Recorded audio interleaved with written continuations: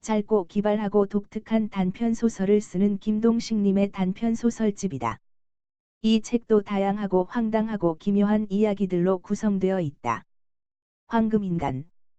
악마가 인간 세계에 놀러왔다. 그리고 선언한다. 너희 인간들은 돈을 좋아하니 몇 명을 골라 황금으로 만들어주겠다고. 그리고 며칠 후 일부 사람들이 황금으로 변했다.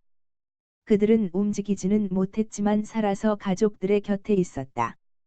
그들은 가족들이 안 보는 때에 종이에 자신의 말을 남겨놓는데 그 이유는 알 수 없었다.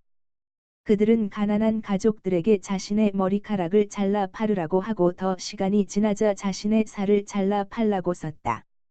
가족들은 그런 행위에 점점 무뎌져 갔으며 가장의 살을 잘라서 팔아 생활했다. 그리고 그렇게 변한 사람들에게 다시 악마가 찾아와 말한다. 너희 황금인간들은 고통을 그대로 느끼는데 그동안 어떻게 참았느냐고. 가족들은 가장이 모든 고통을 느꼈다는 사실을 알고 눈물을 흘렸다. 그리고 악마는 불쌍해서 안 되겠다며 황금인간들을 다시 인간으로 되돌려 놓는다. 이미 많은 부분을 잘라서 생활한 사람들의 가장은 인간으로 되돌아가도 잘린 부분은 돌아오지 않았다. 세상에서 가장 약한 요괴. 어느 날 요괴가 나타났다.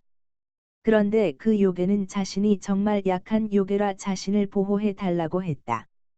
대신 자신의 능력으로 사람들을 도울 수 있다고 했다. 그 능력이란 자신이 먹은 인간을 다시 젊은 상태로 뱉어내는 능력이었다. 사람들이 이 말을 믿지 않는데 어떤 60대 노숙자 남자가 자신이 지원해 보겠다며 요괴에게 먹혔다.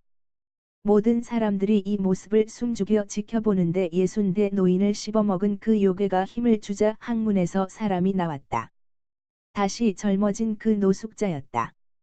이 사실이 퍼지자 사람들은 요괴에게 잡아먹히기 위해 경쟁을 하게 되고 이때부터 문제가 생긴다.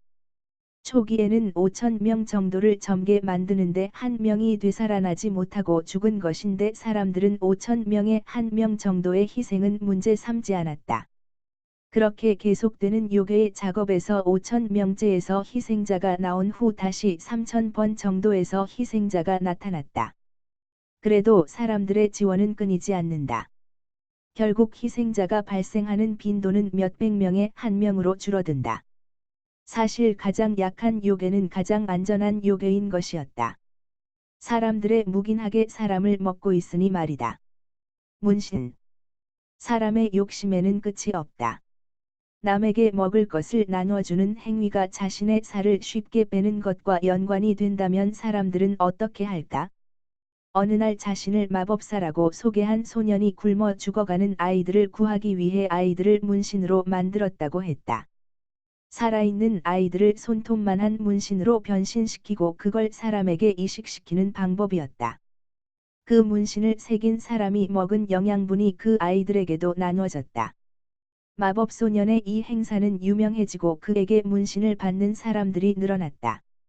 심지어 어떤 사람들은 여러 명을 문신으로 새기는 사람도 생겨났다. 그러자 여러 명을 문신으로 새긴 사람들이 살이 빠진다는 소문이 나면서 사람들은 더 많은 문신을 새기게 되고 그 아이들의 섭취로 더욱 많은 음식을 섭취하는 악순환이 벌어지게 된다.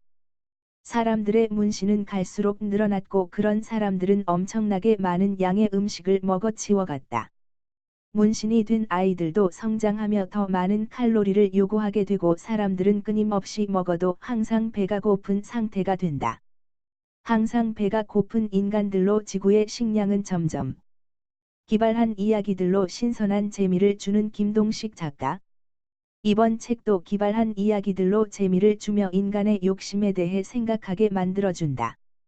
무더운 여름에 잠깐 읽으며 더위를 식히기 좋은 책이다.